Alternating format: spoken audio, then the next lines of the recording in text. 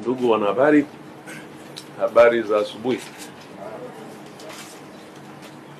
Tumeona tuwaite siku ya leo, siku ya tarehe 8 ya mwezi huu wa 12 mwaka 2025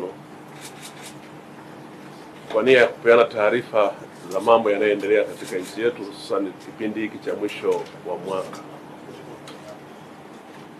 Kama mnavyofahamu kwamba Wizara ya Mambo ya Ndani ya Nchi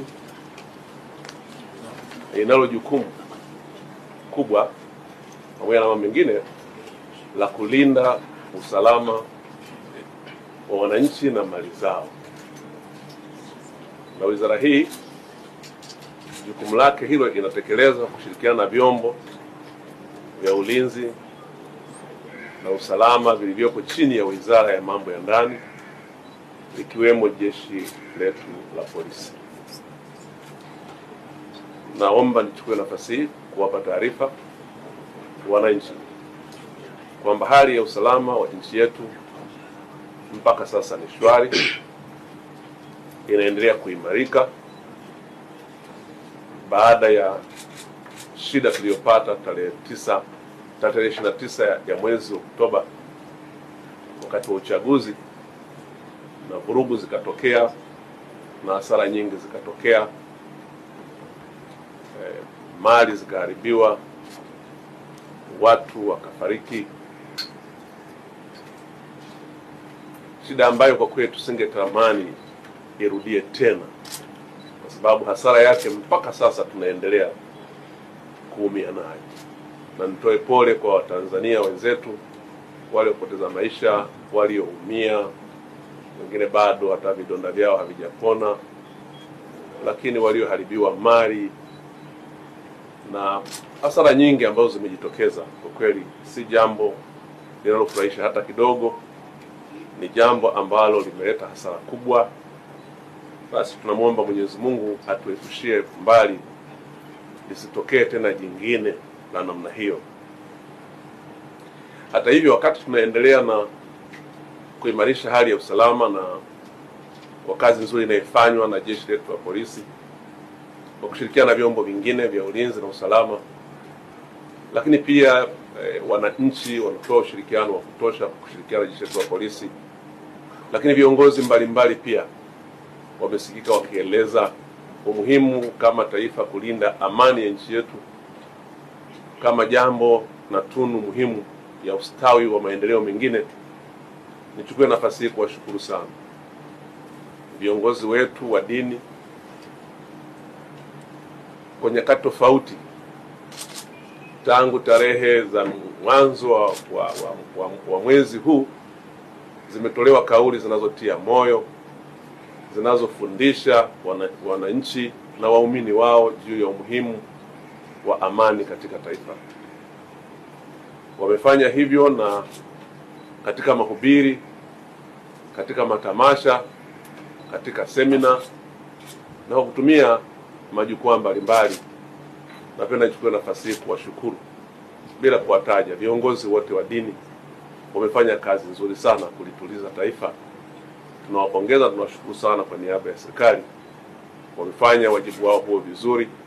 Ni vizuri wananchi tukathamini na kuheshimu mahusia haya ambayo wamewatoa viongozi wetu wa dini, lakini viongozi wetu wa kijamii katika maeneo tofauti tofauti. Kama ambavyo mmesikia, tarehe 3 jeshi la polisi lilitoa taarifa ya tishio jingine ambalo linahamasishwa kwenye mitandao na wanaharakati mbalimbali na watu mbalimbali wasioitakia mema nchi yetu. Wameendelea kuhamasisha na kusema tarehe 9 ya mwezi huu wa 12, yani kesho, kuna watu wanahamasisha na kupanga kufanya maandamano wanayoyaita ya amani yasiyokuwa na ukomo. Maandamano hayo ya amani yasiyokuwa na ukomo hayaonekani yanaombwa na nani, kwa utaratibu gani, lakini maandamano ambayo tunafahamu sisi yaliyo na compliance na katiba ya nchi yetu, lakini na sheria za nchi yetu, ni yale yanayoombwa na mtu mahususi na yanakuwa yana ujumbe mahususi na yanasema shabaha yake ni nini, lakini yanaeleza yatafanyika wapi, yatatoka wapi hadi wapi, ili jeshi la polisi liweze kutoa huduma ya watu hao wenye ujumbe wa namna hiyo. Haya yanayoelezwa kama ambavyo imeelezwa katika taarifa kwa umma ya jeshi la polisi iliyotolewa tarehe 5 ni kwamba hayana muombaji, hayaelezi yanatoka wapi kwenda wapi, hayaelezi ujumbe ni nini, ila tu yanaeleza kwamba yatakuwa hayana ukomo, na tunaambiwa kwamba ni makubwa kuliko yale ya tarehe 29. Ndugu zangu wanahabari, kama yakiwa hayo ni maandamano yasiyo na ukomo, maandamano ambayo ni makubwa kuliko yale ambayo watu walichoma mali za watu, walichoma vituo vya mafuta, walichoma majengo ya serikali, wamechoma vituo vya polisi, yale yaliyosababisha watu wakafa. Sasa hayo tunayoambiwa ni makubwa zaidi ya hayo. Sasa hayo sio maandamano. Kwanza kwa sababu hayana kibali kwa mujibu wa sheria, lakini pili hayaeleweki yanafanywa na wakina nani ili tujue hata tuzungumze nao, lakini tatu yanaambiwa hayana mwisho. Sasa hayo sio maandamano, hayo ni mapinduzi. Hayo ni mapinduzi, sio maandamano. Maana maandamano kwa mujibu wa sheria yetu ya polisi na polisi wasaidizi sura ya 322 kama sikosei, yameelezwa wazi kwa sifa hizi na vigezo hivi nilivyovisema. Kwa hiyo nimewaita hapa kujaribu kutumia vyombo vyenu vya habari kuwaambia Watanzania maandamano hayo ni haramu, hayaruhusiwi, na tutumie nafasi hii kuwaomba sana wale wote ambao wanashabikia, wale wote ambao wanaona wao wameichoka amani, wale wote ambao wanaona hata mateso tuliyopata katika kipindi hiki wanaona hayatutoshi, wanataka kutuongezea tena mengine, tuwaombe sana kwamba maandamano kwa kuwa hayana kibali na hayapo kwa mujibu wa sheria hayakubaliki na ni kinyume cha sheria, na kwa hivyo vyombo vyetu vya usalama vitayadhibiti.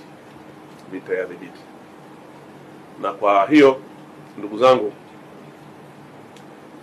tuko hapa sisi kama Wizara ya Mambo ya Ndani yenye jukumu la kuwalinda wananchi na mali zao, kuwaomba sana wananchi wengine ambao hawahusiki na mpango huo kutokushabikia, kutokujitokeza, wala iwe ni kwenye mtandao au kujitokeza kwenda kuangalia au kuchungulia tu hicho wanachokifanya, kama kweli watakifanya, ingawa hatuamini, lakini ni lazima tujiandae, kwa sababu kazi yetu sio kujaribisha.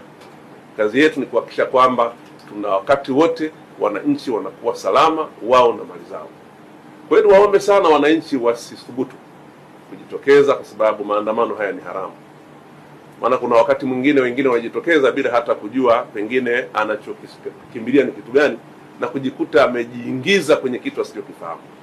Kwa hiyo mjizuie kuhamasisha kwenye mitandao, mjizuie pia kushiriki kwa namna yoyote ile, lakini mtusaidie pia kutoa taarifa pale mnapohisi kuna viashiria vya watu ambao wanataka kutekeleza mpango wa kuleta maandamano ya siku hiyo ya tarehe 9 kwa maana ya kesho. Naomba pia nichukue nafasi hii kutoa taarifa kama wajibu muhimu sana kwa vyombo vyetu ili viweze kufanyia kazi hizo taarifa. Basi liwe ni jukumu ambalo wananchi wote kwa mapenzi tulionayo kwa nchi yetu tutalitekeleza.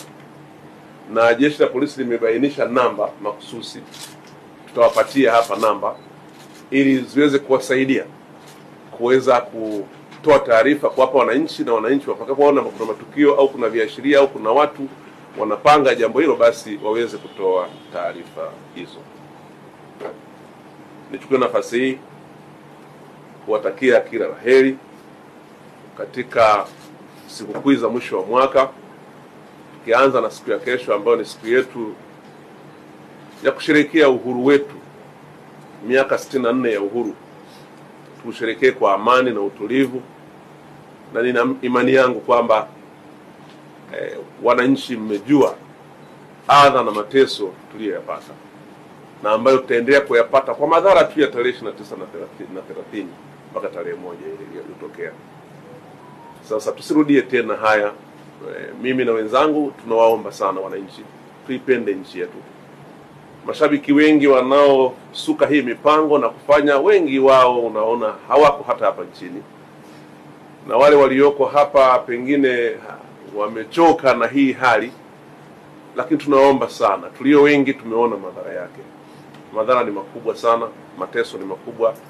Tunazungumzia watu ambao wameathirika kwenye maandamano, lakini tufahamu kwamba wako walioshindwa kwenda hospitali wakiwa wanaumwa siku zile za maandamano. Tufahamu kwamba kuna watu waliokuwa na appointment na madaktari wanatakiwa kwenda kujifungua, na ndio siku imefika tarehe ile huwezi kwenda hospitali. Hali ilikuwaje? Tufahamu kwamba kuna watu waliokuwa wagonjwa, tuna wazee wetu wagonjwa, wana hali mbaya, maisha yao ni hospitali. Inapokuwa kuna hali ya upotevu wa amani, ujue kwamba hakuna kinachoendelea. Tufahamu kwamba sasa watu wanaogopa hata kuleta chakula Dar es Salaam. Hali si nzuri hata hapa Dar es Salaam, hasa kwenye miji mikubwa, kwa sababu aina ya maandamano yale yalikuwa ni kama, kwa kweli si jambo ambalo lilitegemewa. Kwa hiyo rai yangu ni kwamba maandamano au fujo zote ni tabu na ni mateso kwa watu wasiohusika kuliko wanaohusika. Ni tabu na mateso kwa watoto wetu, ni tabu na mateso kwa uchumi wa nchi yetu, lakini niseme madhara yake yanachukua muda mrefu sana kuweza kuisha. Kwa kama nilivyosema, niwatakie kila heri siku ya kesho tunaposherehekea sherehe hizi za uhuru miaka 64, lakini pia Christmas tuisherehekee kwa amani na mwaka mpya, ili haya yaliyopita kwa kweli tuombe Mungu yasirudie tena, na niwaombe mpeleke taarifa hizi kwa umma ili umma uweze kujua na kutusaidia ili tuweze kutuliza hali ya nchi. Asanteni sana kwa kutusikiliza.